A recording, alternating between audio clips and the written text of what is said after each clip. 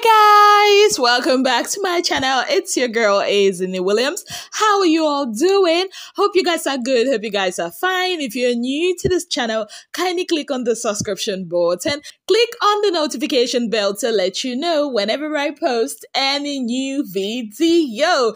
Okay guys, so we just finished watching the 7th or the 8th episode of the Bbnaija Level Up reunion.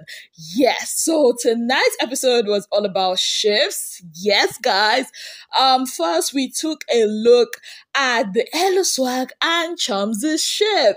Yes, so we saw the clip, of their lovey-dovey moment, and then after that, they started talking about the dynamics of their relationship. So apparently, there is no relationship. Eloswag is feeling kind of used, sort of. He said that they were official. They made it official in the head of house room. Remember when they were heads of house? Yes, guys. And then when he came out, he now saw that it was a one-sided relationship. Now, on Chomzy's end, she said it was official, but then again, when they came out, it was no longer official. Yes, guys. Then she said she could not understand how Eloswag would be behaving the way he's been behaving to her. That, they were good.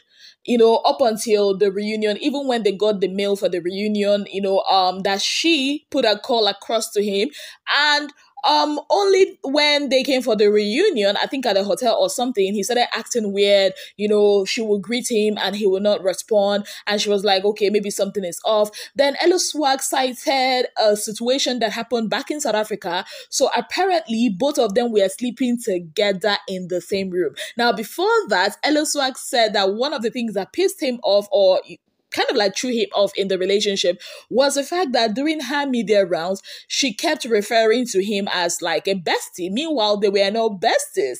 Yes, guys. Now, back to South Africa, Eloswag mentioned, that they were in a room together, and at about 3 a.m., he noticed Chomzy tiptoeing and sneaking out of their room, to go out. And it was only when he tried to contact her, that was where she sent him a live location of where she was.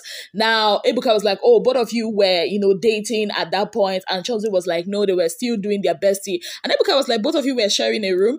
And she was like, no, they were not sharing a room. She has her own room and Eloswag has his own. But then, logically, you were in his room that late and you tiptoed out. According to Chomzy, she said she actually has two friends in South Africa that I think she lost her money. So basically, Eloswag and Gidifire were buying both she and Rachel food in South Africa. So she went to meet her friends, and by the time she came back, there was Eloswag downstairs that he created a scene acting like a husband, and Eloswag was like, oh, caring about you now means like I'm acting like a husband. And then Eloswag, talked about how they actually did unfollow themselves. Remember when they did unfollow themselves? Yes, guys. All those things was for clout. Yes, they were clout chasing.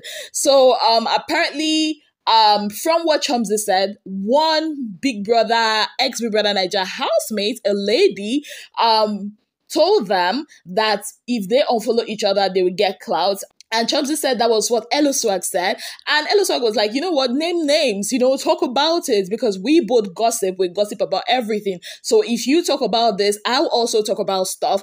And Eloswag was like, yes, we unfollowed each other for clout. Clout self no day. Like, Eloswag was really pained. Could feel the animosity and the anger between the both of them. So at the end of the day, Chomzy said, like, stepping out of that, scene or the set, she was going to block him. And Eloswag was like, you know what? I don't give a F. You can block me. I don't need you and all that. And Chomzy made him understand that, see, the fact that a girl says, I know once, no means say we go be enemies. We can still be friends. But as it stands now, those two don't stand each other. Now, it kind of like explains why Chomzy was, calling Eloswag a goat on that tweet that Chizzy paired both of them together. Like, Chizzy, after knowing all this, actually did put out a tweet pairing both of them together as a ship. Ah, cheesy. You are right, that true and true.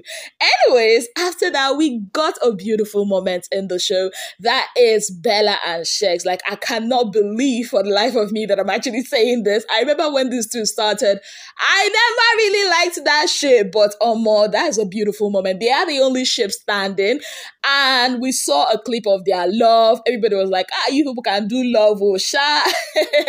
So, they talked about, some of the hurdles they faced when they got out. Like, both of them said they were actually good the first week, but I mean, her family, her team had to tell her to say, oh, I'm focusing on my career and all that. Even Shex also said on his own end, his parents literally had to employ people, to coach him on what to say on the radio station. But, 2 minutes into the interview, he's already saying, oh, she's my wife and all that. At some point, they gave up on him. They left. They were like, you know what, no matter how much you are going to pay me, we are not doing this job because this boy ain't listening to us. Now, on Bella's end, she said that what a lot of people thought that her family was worried about was not really what they were worried about, because as a proper Igbo babe, like, on that part, I understand what she was saying. Like, as a proper Igbo family, like, there are some things you are not allowed to do on air, on screen. You see all those kissy, touchy. You are supposed to be, a proper good girl, and that was what her family expected her to be. And for some reason, Shex came in and she just knew that, okay, I'm gone, I'm a gunner, and baby girl started doing lovey-dovey, and her family chided her for that. Like, why are you doing this? Like, they actually sat her down, you are there, you went on screen to go and be kissing. Like, that's typical of an Igbo family. Yes, I can relate to that. So after that, according to what Bella said, they later, Nadia Pikin be that, so there's nothing they can do. Shex also talked about when he finally got to meet Bella's family, and despite all the rumors, they sat him down, asked some questions because a lot was happening. So the family wanted to know what exactly is going on. What are you trying to do with my daughter and all that? At the end of the day, last, their ship is still standing strong. Both of them are cute. It's so beautiful to watch. And we hope they can join the likes of Banter and Cardoni. Yes, guys. Now, away from that, we moved on to the Khalid, Daniela, Dotun, and Illbee dynamics. Yes. So now, we saw a clip of Daniela and Khalid doing their lovey-dovey and all that. So they also talked about, how they started feeling each other. I think it was from the 5th day, according to what they said, down to the 2nd week when it became official. Ebuka was like, we actually thought it was going to be Daniela and Brian. Yeah, a lot of us thought about that too, but she was like, nah, they both laughed. Yeah, Daniela and Brian are actually besties. She said she noticed, some of the things, the way Khalid talked, that initially before those 5 days that they actually didn't have a conversation, but later on they started having a conversation, and before you know it, love happened between them. And Khalid said on getting out, he was quite confident because it was official, that was his girlfriend, but later on, as he started watching, he now noticed, he's not so sure anymore about it, when he started noticing the closeness between Daniela and Dotun. Now, according to him, he said, even though he was not confident in their relationship anymore, but he was confident of the fact that Daniela is a good person, and he could understand that house has a way of making you or pressuring you into doing a lot of things that you probably might not want to do on a norms. And he said he just spent 3 weeks there and he understood the pressure.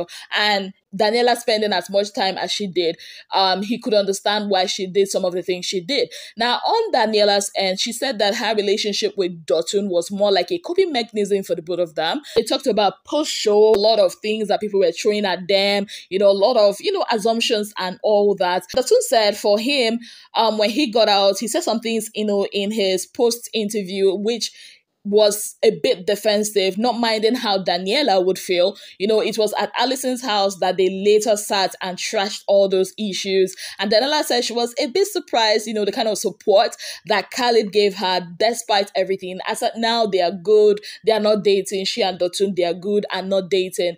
Now, coming to Illbee and Dotun, Illbee said she felt a bit disappointed, because the last Saturday before she left was Dotun consoling her, letting her know, okay, I have feelings for you. Even when he got out of the house, he also said, I have feelings for you. But she said, I'm not going to be number 2 in your books because, I mean, in the house, you had a lot to do with Daniela. Now, moving on from there, we also explored the incident that happened with Illbee and Kess. Remember that night that a lot of people started calling Illbee a husband snatcher and all that, where Illbee was tipsy. I think it was after that Saturday night party and she wanted to kiss Kess, and they explained it. Illbee said it was nothing like that Kess has this habit of calling her a sweet girl or a fine girl, and she was like, oh, if I'm a sweet girl, so if I kiss you now, will you refuse and all that? And Kess on his own said it wasn't as serious as a lot of people were taking it to be, because he actually didn't even remember that. But on getting outside, it was part of his highlights